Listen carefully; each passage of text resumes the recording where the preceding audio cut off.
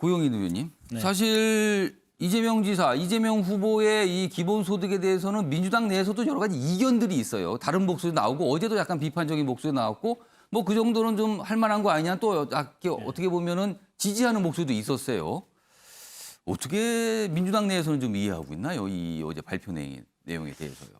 네, 기본소득은 말 그대로 예. 굉장히 핫한 이슈입니다. 예. 우리 당 내부에서도 지금 후보 간에도 그렇고 또 의원들 간에도 이견이 있는 것도 사실입니다. 예. 그리고 또 이 이슈가 앞으로 지금 뭐 허은하 의원님도 얘기했지만 야권과 대선 국면에서도 예. 굉장히 뜨거운 논쟁의 이제 화약고가 될 텐데요. 우선 이걸 생각해야 될 것 같습니다. 지금 우리 사회의 과제가 뭐냐. 예. 그랬을 때 우리가 여러 가지 정치 논쟁도 하고 있지만 가장 중요한 거는 우리 삶이 빈부격차가 심화되고 양극화가 됐고 예. 그다음에 미래가 불투명해서 삶이 불안정하고 그래서 희망을 갖기가 어려운 예. 이런 국민들의 고통이 있다는 것이죠. 이러한 고통이 이번에 코로나 팬데믹 상황에서 더 가속화되고 있습니다. 예. 그렇기 때문에 한 나라를 이끄는 그런 대통령이 되겠다라고 하는 사람들은 예. 가장 이런 국민들의 고통과 민생의 과제에 대해서 자기의 비전을 보여줘야 됩니다. 예. 그런 측면에서 이재명 도지사께서 기본소득을 오랫동안 얘기를 해왔습니다. 예. 그래서 이거는 이제 우리 국민들에게 가장 기본적인 삶의 안정을 어떻게 마련해 줄 것이냐. 이제 이거에 대한 고민에서 나왔다고 보고요. 예. 또 복지가 여러 가지 우리가 맞춤형으로 하고 있는데 이제 사각지대도 있거든요. 예. 그러니까 이제 그러한 부분들을 보완하려면 예. 아예 자산과 소득에 상관없이 해주는 게 어떠냐. 뭐 이제 이런 의견을 좀 낸 거로 보고 있습니다. 그래서 우리 사회의 보편적 복지에 대한 예. 또 여러 가지 뜨거운 관심 이러한 것들이 불러일으킨 이제 긍정적인 측면이 있는데 단지 이제 이것이 논쟁이 일어나는 지점은 예. 과연 국민들의 삶의 안정을 위해서 이제 우선순위를 예. 어디에다 두는 게 맞느냐. 이른바 보편이냐 선별이냐 이런 논쟁이죠 지금요. 그것도 논의가 들어가면 좀 복잡한데요. 예. 지금 이제 기본소득이 무조건 보편적 복지는 아니고요. 이제 보편적 복지의 속성을 갖고 있습니다. 예. 그런데 전통적 그 복지국가론에서의 보편적 복지는 사회적 위험에 처해 있거나 복지가 많이 필요로 하는 곳에 하는 이제 이러한 논쟁이 있거든요. 예. 그렇기 때문에 모두에게 주는 것이 아니라 뭐 아동이나 노인 또는 뭐 장애, 실업 예. 이런 데가 우선이다라고 하는 그런 흐름이 기존에 있었고 이 4차 산업혁명 시대의 AI 시대는 이제 우리의 직업이 없어진다. 예. 실업자가 양산이 되고 또 아까 말씀드린 대로 사각지대가 있으니까 이제 이런 부분을 위해서 아예 그냥 다 기본을 깔자. 이래서 이제 기본소득이 나오고 있습니다. 예. 그러다 보니까 이게 이제 우리 내부에서도 치열한 논쟁이 있습니다. 월 8만 원이라고 하는 연 100만 원이 사실은 어떻게 보면 뭐 소액이죠. 예.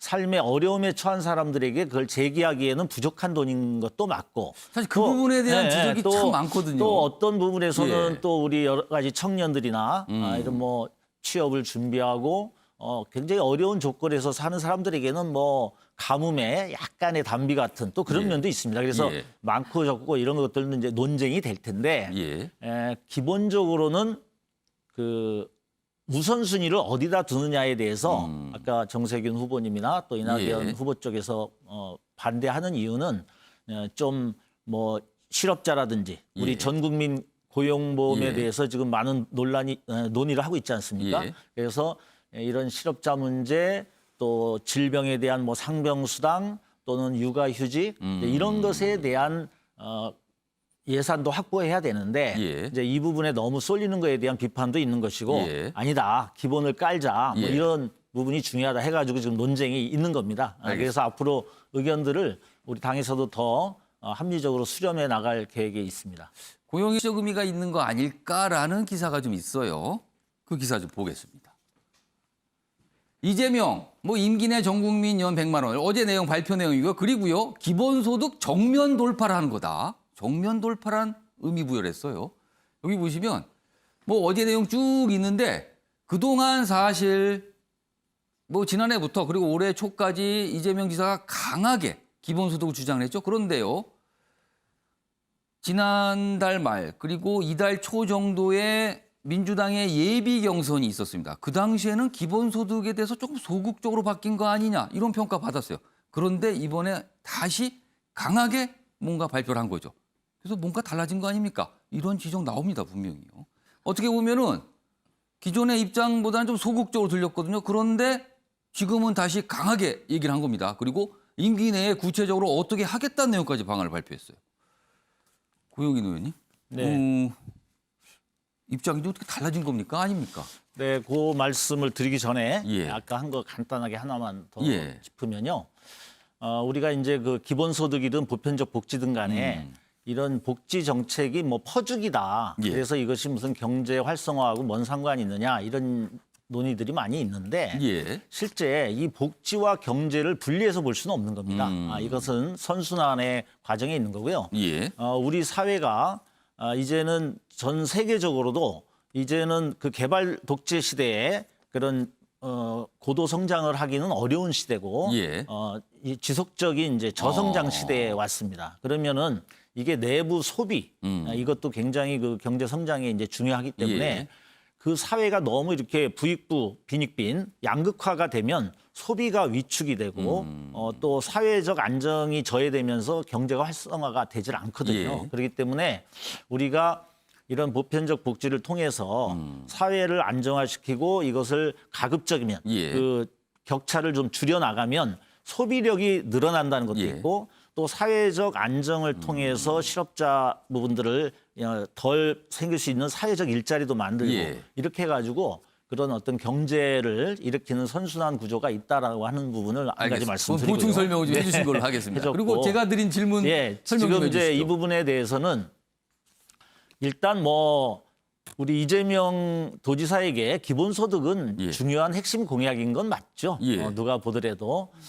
그랬는데 사실 이번 예비 경선에서 약간 후퇴하는 모습을 보였던 것도 사실입니다. 다른 예. 경쟁 후보들이 굉장히 그 부분을 좀 그래서 공격을 뭐 했어요. 우리 박영진 후보께서 그걸 가지고 계속 아주 집요하게 태국을 후퇴다. 했었는데 뭐 그런 예. 지적을 했습니다. 그랬는데 이제 그 지점이 왜 그런가 이렇게 좀 곰곰이 살펴보면 제일 공약은 아니다라고 했지만 뭐 이 본인의 이 중요한 예. 아젠다가 아니다라고까지는 안 한 거거든요. 예. 이제 공약으로서의 그것은 있었던 것이고 단지 이런 고민은 있었다고 봅니다.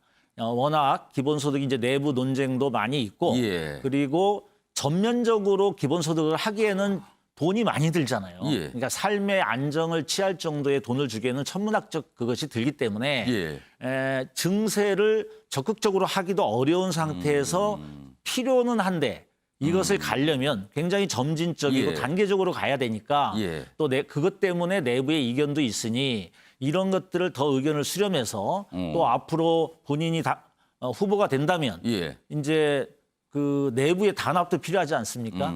그러니까 이견도 조율하고 예. 이렇게 하기 위해서는 좀 숨고르기에 좀 들어가려고 하지 않았나 저는 이제 이렇게 해석을 했어요. 단지 예. 이제 그런데 워낙 이제 이 부분에 대해서 이거 좀 태도가 불분명하다라고 그런 하는 지적을 이제, 자꾸 받았죠. 비판도 있었고 또 한 가지로는 뭐 이낙연 후보의 상승세도 좀 뭐 의식한 측면이 있지 않나 싶긴 그거는 합니다. 의식을 했다고 보시는 거네요. 약간의 그러면은. 뭐 그렇게 볼 수도 있다고는 봅니다. 그렇지만 없던 생각을 내놓은 게 아니라 알겠습니다. 예. 사실 뭐 기본소득은 이재명표 아닙니까? 예. 그래서 몇 년간 가져왔던 것들을 좀 더 이제 다듬어서 했다는 예. 측면에서 너무 이것을 뭐 정무적 판단으로만 해석할 필요는 없을 것 같고요. 일정 정도 이것을 국민들에게 설득력 있게 만들려고 좀 가다듬은 그런 것이 아닌가 이렇게 생각이 듭니다. 알겠습니다.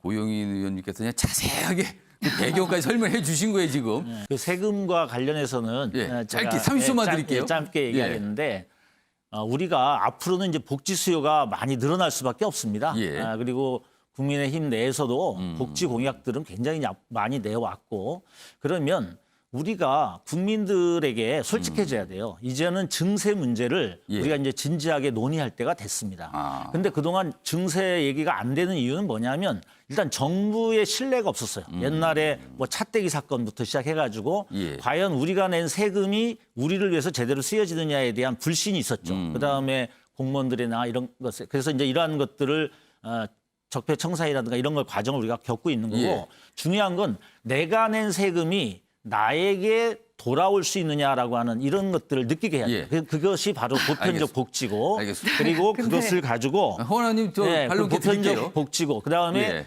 이 증세가 결국은 우리에게 삶의 예. 안정을 가져올 수 있는 복지 수요도 될 수 있다라고 하는 것들을 체험하게 해주면 예. 됩니다. 그래서 우리가 혈세 물론 불필요한 세금을 걷어들이면 안 예. 되지만 증세 자체를 부정하면 우리가 정치인 전체가 국민들을 속이는 거가 될 알겠습니다. 수도 있다. 이렇게